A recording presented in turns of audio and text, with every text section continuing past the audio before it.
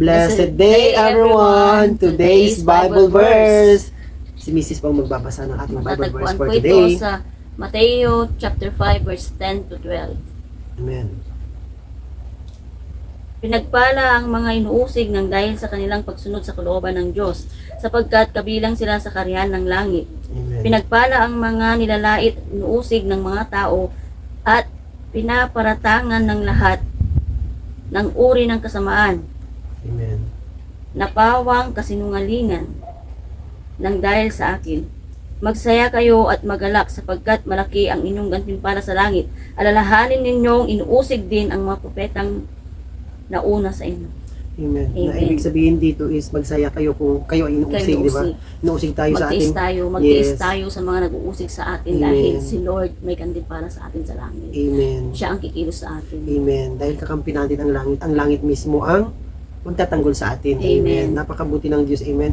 Nasabi minsan sa atin pag sa katawan, ano po? Nasabi sa katawan, pag nasa flesh tayo, nakunin. Kumanti ka sa kanila. Minsan, wag Pag mo... nasa flesh tayo, gaganti ka rin. Hindi, what I mean, Pero, oh yes, totoo yan. Pero, nang ano, dahil kay Lord, huwag na tayong gaganti. tayong gaganti, bahala na sila. Basta magalak tayo at magsaya. Yes, yung flesh talaga, Yun lang. ang sinasabi ng flesh natin is gumanti tayo sa kanila, di ba? Kung ano man yung mga bagay na binabato nila sa atin, mas lalo pag nasa tama tayo, di ba? Na kahit inuusig tayo ng kahit sino man, magtiis tayo, di ba? Pagtiisan Magtiis natin lang. sila dahil sa pagsunod Dahil natin. pagdating sa huli, tayo ang magtatagumpay. Amen. Hallelujah. Ito Yun yung ang salita ni Lord, yun ang pangako niya sa atin. Amen. Yun ang Magtiwala paalala. lang tayo sa Kanya. Amen. Yun ang paalala ng ating Panginoon sa atin na nang dahil sa ating pagsunod sa Kanya, di ba, sinusunod natin yung salita, yung Biblia, sinusunod natin kung ano nakasaad dito.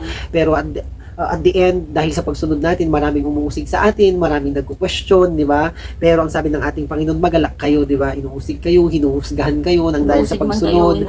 Hinuhusgahan man kayo, magalak pa rin tayo at magsaya. Amen. Dahil kakampi natin ang Diyos at Diyos Amen. din ang magtatanggol sa atin. atin. Amen. Sabi nga niya dito sa Roma 8:31, kung ang Diyos ang panig sa atin, sino ang makakalaban sa atin? 'Di ba? Napakasarap po talaga isipin na pagkakampi mo ang Diyos, Diyos din ang magtatanggol sa iyo. Napakasarap. Ipinapahayag nito na dahil nasa panig natin ang Diyos, walang sino man o anumang balakid ang tunay na makakatalo sa atin. 'Di ba? Walang sino man makakatalo sa atin na kahit nasasaktan tayo, okay lang 'yan. Sabi ng Panginoon, magalak ka kung may mga taong ganyan, 'di ba? Na umuusig sa bawat isa sa atin. Amen. Hallelujah. Amen. Na nagbibigay ng katiyakan sa kanyang proteksyon at pag-ibig. Amen. So, ang proteksyon ng Diyos ay nasa sa atin. Amen. Na kahit masakit man, yung mga hindi mo ina-expect na taong maghuhusga sa'yo, dahil nagbago ka na nga, sabi nila, pastor ka na, pastora ka na, malampasan mo na ang langit, di ba? Baka malampasan mo na, brother, sister, ang langit, okay lang na kung malampasan mo ang langit, pag lumagapak ka, langit pa din paraiso. Ang mahirap pag lumagapak ka, nasa impyerno ka, di ba?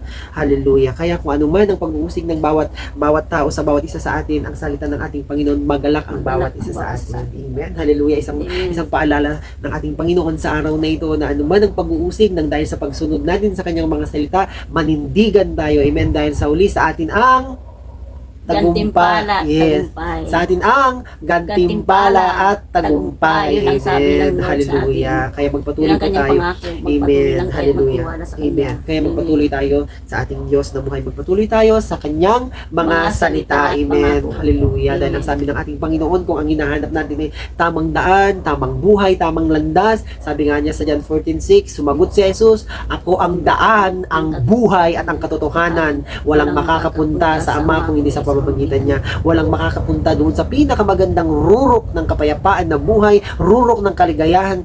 Amen. Nakagalakan, punong-puno ng kagalakan, kundi sa daan na pinagkaloob ng ating Panginoon. Ito ang kanyang mga salita. Amen. Dahil ang Panginoong Yesus at ang salita ay isa. Amen. Hallelujah. Hanggang sa muli po, ako po muling ni Marlo Salamat. Ako din ang inyong former certified transgender woman on binago ng Panginoon. Sa super daddy na ngayon. Nagsasabing ano man ang hamon ng buhay. Let's fight the good fight of faith. Hanggang sa muli po. Bye-bye po. God bless. Pray.